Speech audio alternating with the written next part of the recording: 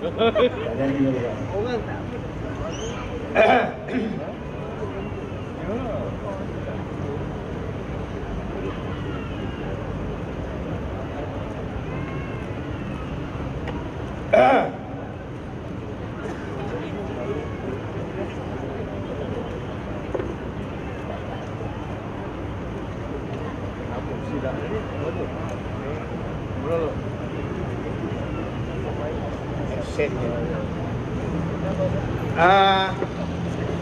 Tradisi jual ubat sebenarnya dah hampir pupus.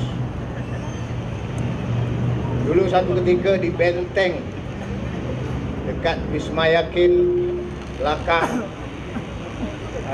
Hong Kong Bank, Hong Leong Bank, tepi Masjid Jami, jam malam ada orang jual ubat bergelanggang macam-macam. Ada yang bawa anak monyet, ada yang bawa ular, ada yang bawa tikus dengan kucing. Tapi sekarang dah tak ada dah. Ya, jual ubat dah berpindah ke tempat lain pula, tempat yang lebih eksklusif. Jadi jual ubat ni sebenarnya ada hal-hal yang positif dan negatif sekaligus.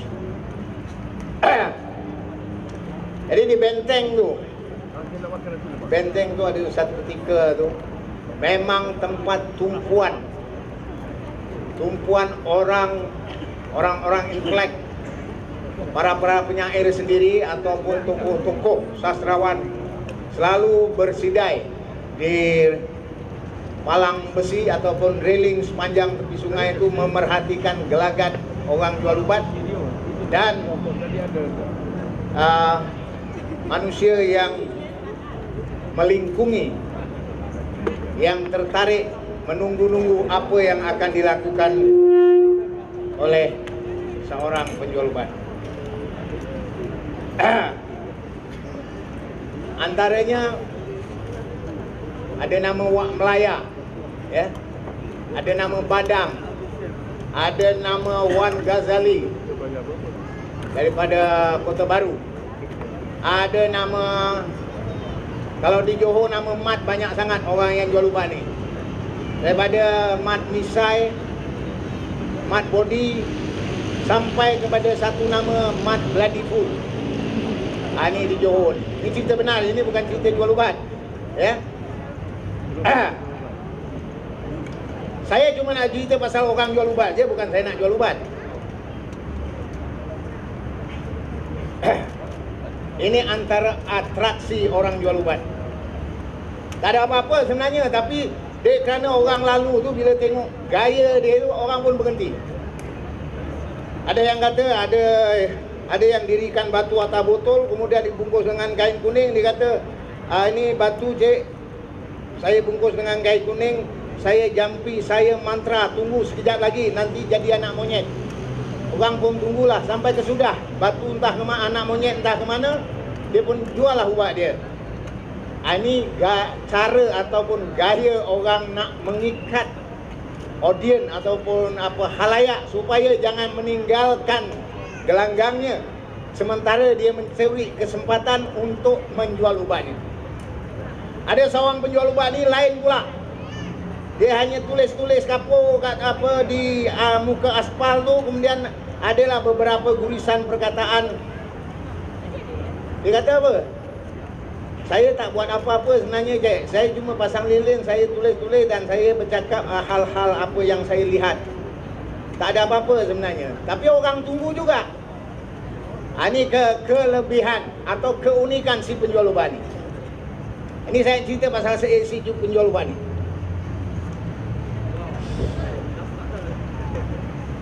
Ini batu, ibaratkan ni batu. Ya, batu yang sudah didirikan di atas botol. Seorang penjual ubat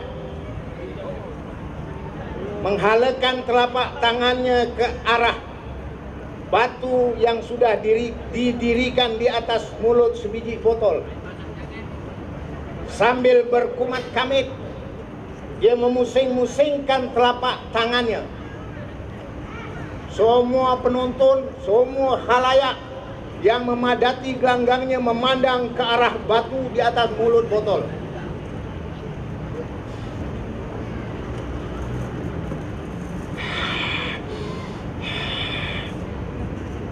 Suara burung gagak tiba-tiba kedengaran di pohonan, menyambut kabar yang dibawa angin bertiup kencang bahwa ada longgokan bangkai di tepi sungai berhampiran.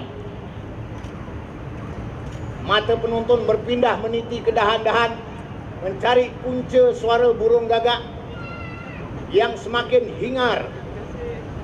Batu di atas mulut botol masih berdiri. Si penjual ubat masih di tempatnya. Gagak-gagak berteriak, ah, ah, ah, ah, ah, ah, ah, ah. Tumpuan penonton sebentar ke batu, sebentar ke gagak yang berterbangan, bertenggek dan mengusung kebisingannya. Ah, ah, ah, ah, ah, ah, ah, ah, ah, ah. Penjual ubat masih di tempatnya. Gagak-gagak berteriak terus. Ah, ah, ah, ah, ah, ah, ah, ah. Angin memberat di rimbunan pohon, menyambut kabar yang dibawa angin bertiup kencang bahwa ada longgokan bangkai di tepi sungai berhampiran.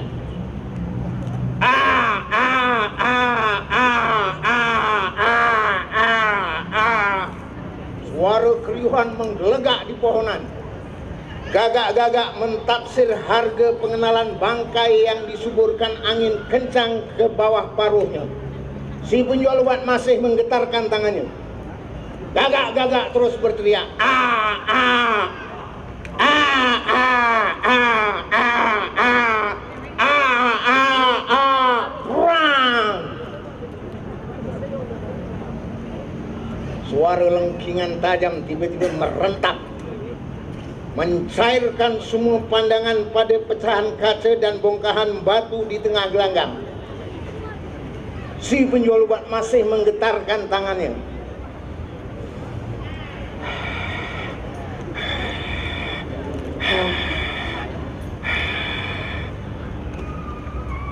Sambil membuka kelopak matanya perlahan-lahan, dia mulai melangkah dengan senyuman yang tersungging di bibirnya. Dari kaca bola matanya terpancar saat untuk bersandiwara. Di tepi sungai berhampiran, kawanan gagak sedang meraihkan hadiah musibah yang membujurkan bangkai seorang penagih dadah terperangkap bersama timbunan sampah dan ranting kayu di bawah jembatan bencana hujan lebat dan banjir kilat beberapa hari sebelum itu.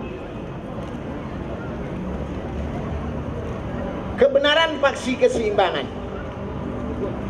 Dari sapaan angin yang memberat di rusuk peragaan, batu di atas mulut botol runtuh, berkecai dinding kemunasabahan, berserta sentuhan keajaiban yang kononnya syarat di telapak tangan si penjual obat.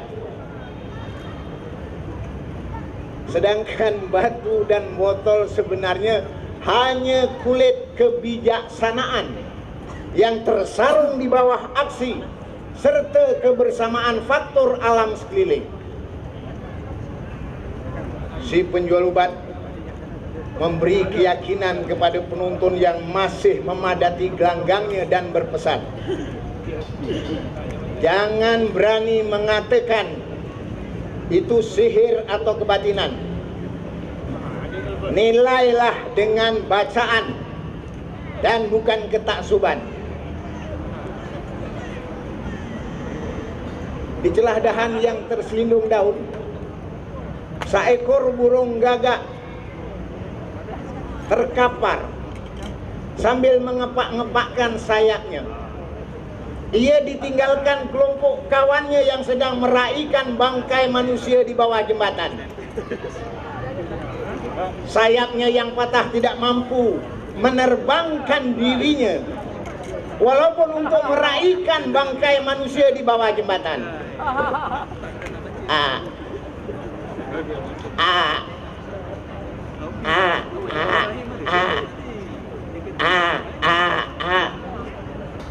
Mata penonton tidak menoleh ke arahnya. Masing-masing menjajakan diri untuk dilihat sebagai pemikir dan bukan taksub. Di tangannya telah tersedia sehelai wang kertas untuk jumlah yang disebutkan oleh si penjual ubat sebagai harga keajaiban atau kemujaraban setiap botol ubat yang diperakukan kebaikan dan kemujarabannya. Si penjual ubat membisikkan ke telinga salah seorang pembeli yang semakin membayangkan ubat yang sudah di tangannya. Dia berbisik kepada si pembeli tadi, tapi masih didengar oleh pembeli yang lain. Jangan fikir makan ubat ini boleh terbang atas katil sampai 10 jam. Itu bukan orang. Binatang pun tak sanggup sampai 10 jam. Si pembeli dan penonton mengangguk-angguk, tersenyum simpul, mengiyakan kebenaran dan kewajaran kata-kata itu. Seorang pemuda memekik dari seberang jalan sambil berlalu bersama kawannya yang Ranggi dan sembrono. Koyo, bohong, ubat tai kucing apa oi?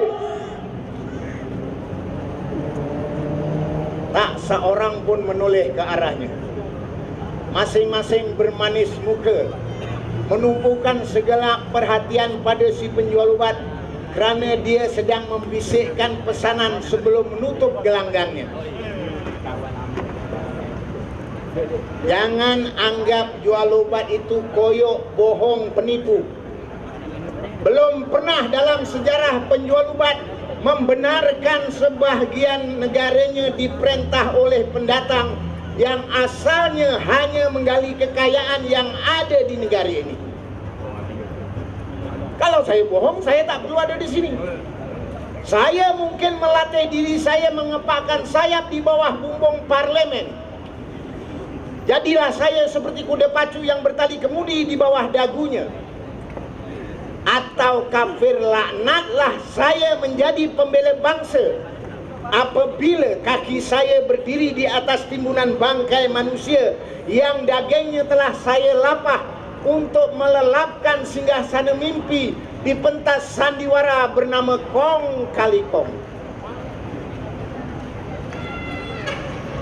Menu kebenaran dan kejelekan pasti menjanjikan kesaksian. Si penjual obat memberi ucapan kepada para audiens para penonton yang masih memadati gelanggang. Saudara-saudara yang sudah membeli ubat saya, diucapkan ribuan terima kasih. Yang tidak membeli juga saya ucapkan terima kasih, tapi ribuannya tidak ada. Tinggal kuntum di tengah laman bunga selasih di tepi perigi. Berpisah kita dengan senyuman terima kasih, ada umur jumpa lagi. Riak penonton mengundang rasa bahagia. Ada yang masih terus berdiri mengharapkan kesempatan beramah mesra, setidak-tidaknya mengetahui asal-usul kelahirannya, atau barangkali ada perkara gaib yang diketahuinya. Dengan itu batu boleh berdiri di atas mulut sebiji botol. Maka cara bagaimana mendekati keilmuannya? Ketika si penjual ubat melangkah untuk meninggalkan gelanggang, tiba-tiba gagak yang terkapar di celah daun memancing perhatian sambil mengepak-ngepakkan sayapnya yang patah.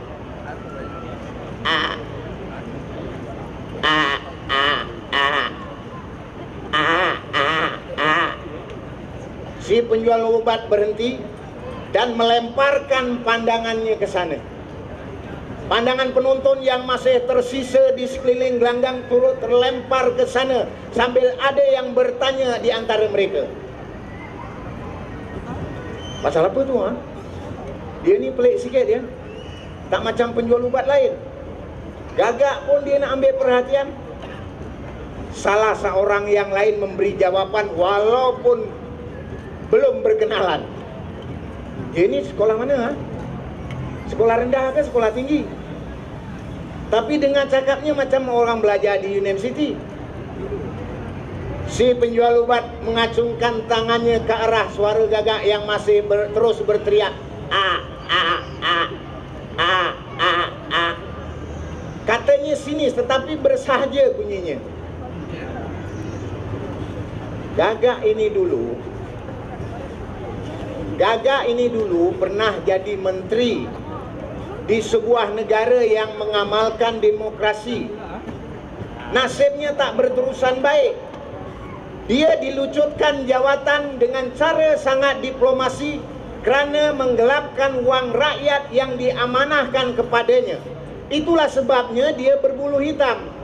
Sebagai bukti hitamnya dosa yang dia pernah lakukan, tapi masih tetap tidak mau mengakui kelakuan hinanya kepada rakyat. Saudara-saudara sendiri dengar suaranya. Tak, tak, tak. Tak, tak, tak. Sesekali kadang-kadang terdengar tak. Tak. Tak, tak, tak, tak. Saya tidak menggalakkan saudara-saudara percaya, tapi fikir dengan akal waras sebab musabab setiap kejadian. Ada rahsia yang belum kita kenal walau mengaku sebagai sebaik-baik kejadian, atau dalam bahasa Qur'annya laqad khalaqnal insana fi ahsani taqwim. Antara Gagak dan manusia yang membezakan pertuturannya selain wajah permukaannya.